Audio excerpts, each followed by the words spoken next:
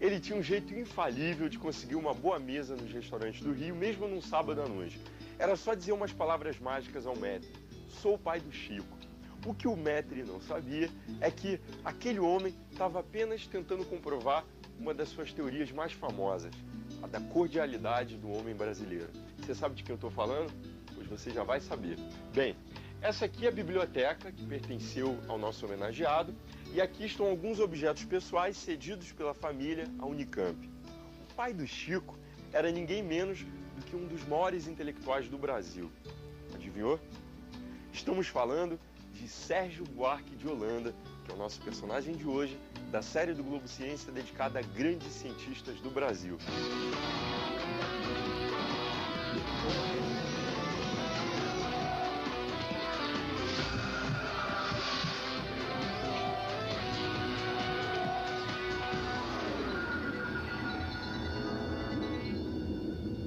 A missão do historiador consiste não só em estudar o passado como tal, mas ainda em preparar-nos para melhor conhecermos nosso tempo, as nossas necessidades, nossas possibilidades. Jornalista, bacharel em Direito e mestre em Ciências Sociais, Sérgio Buarque de Holanda não se considerava um sociólogo, e sim um historiador. Ele era um dos explicadores do Brasil, juntamente com Caio Prado Júnior e Gilberto Freire. Alguém que, através da sua obra, procurou mostrar o Brasil aos próprios brasileiros. Sérgio Buarque deixou muitos livros. Entre os mais importantes estão Monções, Visão do Paraíso, Caminhos e Fronteiras e Raízes do Brasil, considerado por muitos uma das obras mais importantes já escritas no país. A gente vai conversar com a professora Maria Odila Leite da Silva Dias. Ela é professora titular de História do Brasil da USP e professora associada da PUC de São Paulo, mestre e doutora em História Social. Maria Odila, você conviveu muito com Sérgio Buarque de Holanda. Como é que ele era? Eu o conheci numa situação muito engraçada.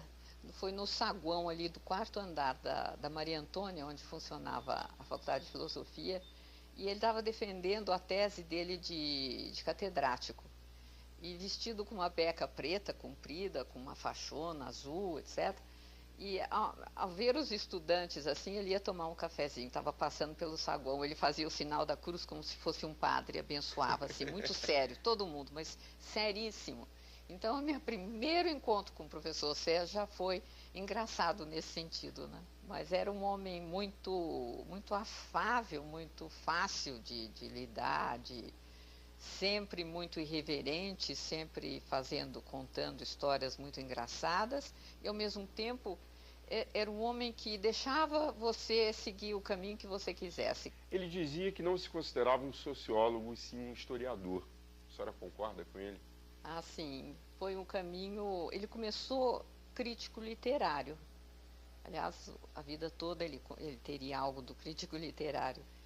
Mas da experiência do convívio com os poetas e os literatos do modernismo e de certa oposição que ele fazia a certos aspectos defendidos por ele sobre o Brasil, foi ali que ele se tornou historiador. Foi nessa atitude de negação, de confronto, de querer mostrar um processo diferente do que era pensado, mesmo pelos colegas modernistas dele. Havia então uma procura de refundar a nacionalidade brasileira. Eu queria agora que a senhora fizesse um paralelo entre Gilberto Freire e Sérgio Buarque de Holanda. Ambos se dedicaram a analisar o Brasil e a formação do povo brasileiro. Eu queria que a senhora fizesse uma comparação entre a teoria dos dois. O professor Sérgio tinha um modo muito irreverente, se referia ao Gilberto Freire, e a ideia dele da Casa Grande Senzala como uma célula máter da sociedade brasileira, essa relação Casa Grande Senzala. E ele era muito irreverente, ele dizia assim: o senhor de Apicucos, porque ele queria lembrar que o Gilberto Freire, embora morasse em Apicucos, ele não era assim diretamente descendente do senhor de engenho.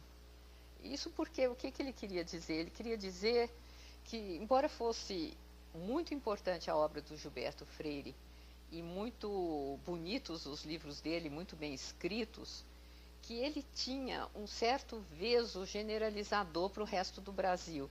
O que ele via no Nordeste, ele generalizava para todas as colônias do Brasil e o olhar do professor Sérgio sempre foi diferente, não um olhar generalizador, ele não procurava costumes gerais, ele procurava quebrar as generalizações, as representações do brasileiro como um todo, para chegar a mostrar as diferenças, muitas, os costumes extremamente diferentes de região para região. Então, nisso é que se chocavam.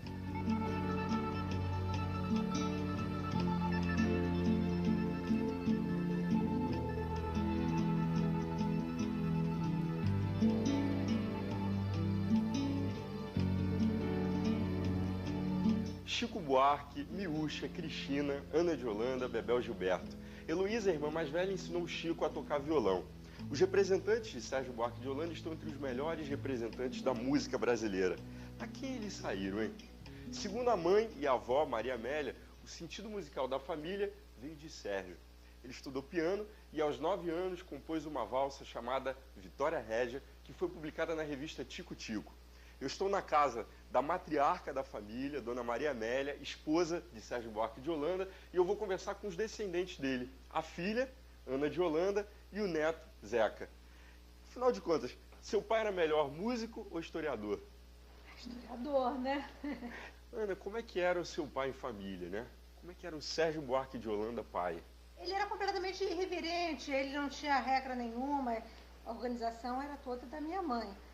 E ele fazia a desorganização da vida, da casa, né? Enfim, ele gostava de contar histórias, puxava a gente para contar histórias, gostava de saber fofocas, queria saber a fofoca de todo mundo, quem estava namorando quem, até dos nossos amigos ele tinha que saber.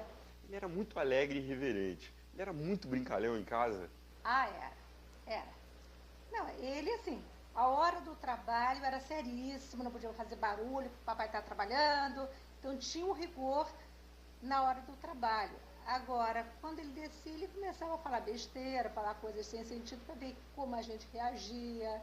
Então, ele fazia muita brincadeira, assim, mesmo para deixar as pessoas meio desconcertadas, assim, mesmo quando ia a gente falar com ele, gente mais formal, ele tinha sempre uma brincadeira para quebrar a formalidade, então ele gostava um pouco de ver a reação das pessoas. Ele é a pessoa menos formal do mundo, mas muito sério no trabalho.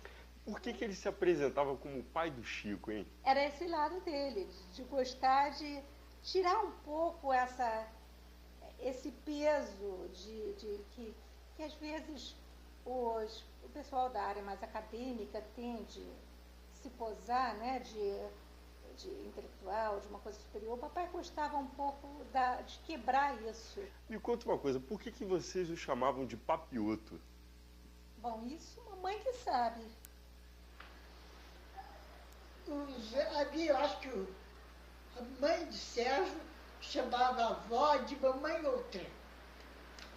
E daí começou a mamãe outra, mas seu pai achou engraçada aquela história de chamar mamãe outra, papai outro, e organizou para isso. E o Papioto seria papai outro? É, papai outro. E você, Zeca? Embora você tenha convivido pouco com seu avô, você ouviu muitos relatos, leu as obras dele. Qual foi a maior lição que ele deixou para você? Desconfiar sempre das soluções mágicas. Então, pensar sempre em processo. Não tem uma solução mágica que vai chegar. Não é educação só, não é... Enfim, não existe uma solução mágica que vai resolver os problemas do Brasil. Então, é esse pensamento amplo. E tem uma coisa que o Antônio Cândido fala, que tem um texto belíssimo sobre ele, que é uma noção de radicalismo nele, que eu acho muito importante. O Antônio Cândido fala muito sobre essa palavra, o que é o radicalismo, o que é o radicalismo no Sérgio, no pensamento político dele. E aí, gostou? Depois do intervalo você vai conhecer melhor o trabalho de Sérgio Buarque de Holanda, vai ver o que ele pensava sobre os colonizadores portugueses e como ele explicava o povo brasileiro. E vai entender também a origem da nossa famosa cordialidade. É só um minutinho e eu volto já já. É rapidinho.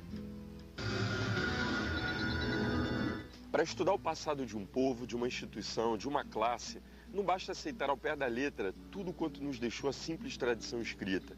É preciso fazer falar a multidão imensa dos figurantes mudos que enchem o panorama da história e são muitas vezes mais interessantes e mais importantes do que os outros. os que apenas escrevem a história. Libertário, Sérgio Buarque de Holanda, o nosso personagem de hoje, na série do Globo Ciência dedicada a grandes cientistas do Brasil, sofreu críticas tanto da direita quanto da esquerda ao definir a cordialidade como um traço marcante.